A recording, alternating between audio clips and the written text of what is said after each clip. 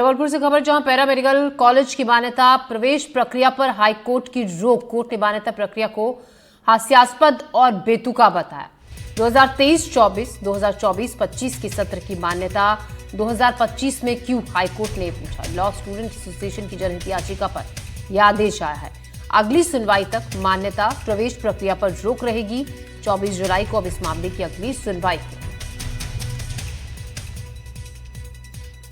Paramedical घोटाले में आज जस्टिस श्रीधरन ने बहुत तल्ख टिप्पणियां की हैं और यह कह दिया कि यह मामला पूरी तरह बेतुका और हास्यास्पद है।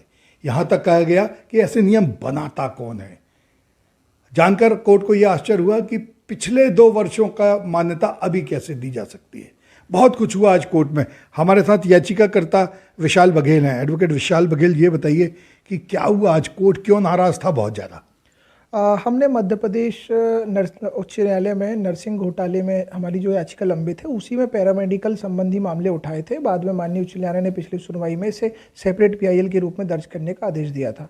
आज उसी की सुनवाई थी। हमने माननीय उच्च न्यायालय में बताया कि किस प्रकार पैरामेडिकल काउंसिल 2 साल पुरानी मान्यताएं 2023-24 की और 2024-25 की भूतलक्षी प्रभाव से अभी जुलाई 2025 में बांट रही है और इसको करते हुए सभी नियम कानून और माननीय सर्वोच्च न्यायालय और उच्च न्यायालय के आदेशों को दरकिनार रख दिया गया है।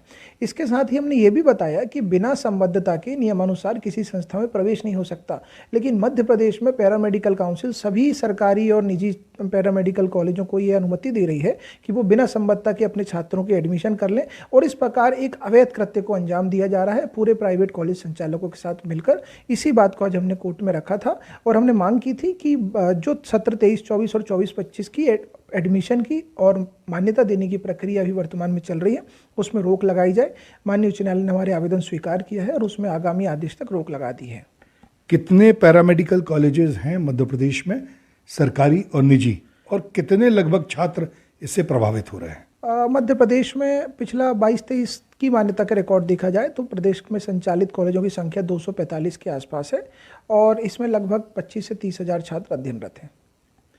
तो अब अगली सुनवाई जो है वो कब होगी और सरकार को क्या क्या अब कोर्ट में प्रस्तुत करने के लिए कहा है?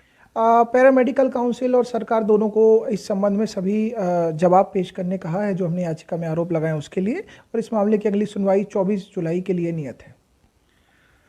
तो जिस तरह नर्सिंग घोटाला मध्य प्रदेश हाई कोर्ट में गूंजता रहा, पैरामेडिकल घोटाला भी इसी तरीके से रोज नई परतें खुल रही हैं और आश्चर्य होता है कि बिना संबद्धता के, बिना कोई अनुमति लिए छात्रों के 25-30 हज़ार छात्रों के भविष्य के साथ सरकार खिलवाड़ कर रही है।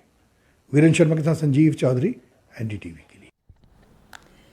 निडोरी में जिला पंचायत उपाध्यक्ष ने बैठक का बहिष्कार किया। सामान्य सभा की बैठक का बहिष्कार किया। बैठक से तमतमाते हुए बाहर निकली उपाध्यक्ष अंजू ब्योहार। हॉस्टल अधीक्षकों के मनमाने स्थानांतरण से वो नाराज हैं। जनजातीय विभाग के घोटाले में कार्रवाई न होने से नाराज हैं। जनजातीय विभाग के प्रभारी सहायक आयुक्त पर आरोप लगाए। जिला शिक्षा समिति के अध्यक्ष भी हैं अंजू ब्योहार।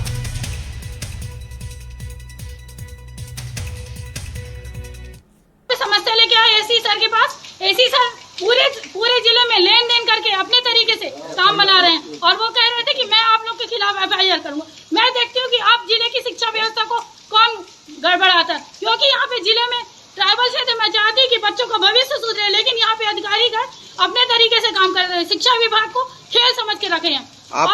आपको अभी जब आप गए वहाँ, अभी आप जब गए तो जो प्रभारी सहायक आयुक्त उनके द्वारा आपसे क्या बात कर दी गई? प्रभारी सहायक आयुक्त जो है उन्होंने कहा कि मैं क्या कहते हैं, मैं आप लोग मेरा कोई आज एजेंडा नहीं, जबकि आज सामान्य सभा की बैठक में उनका एजेंडा था, फिर भी वो आज नहीं पहुंचे। इससे पहले भी 3-4 बार से सामान्य सभा की बैठक में कोई शिक्षा विभाग के अधिकारी नहीं जा रहे और यहाँ तक कि वो शिक्षा विभाग को पूरी तरह से पूरे जिले में बंटवार करके रखे हैं हमारे जिले में। और वो कह रहे थे कि मैं यहाँ पे जो भी जनप्रतिनिधि आएंगे और मेरे से ऊंची आवाज में बात करेंगे, मैं उनके नाम पे एफआईआर करूंगा। तो ये आप बताइए कि जनप्रतिनिधि अगर अधिकारीगण अपने तरीके से ही काम करेंगे तो यहाँ पे जनप्रतिनिधियों की सुनने वाला कौन है? मैं जानना चाहती हूँ। आपकी भाजपा सरकार है और आप लोग भाजपा सरकार होते हुए भी यहाँ पे जनप्रतिनिधियों की कोई सुनवाई नहीं होती। यहाँ पे अधिकारी अपने तरीके से काम करते हैं और पूरे जिले को लूट खाए यहाँ पे अधिकारी।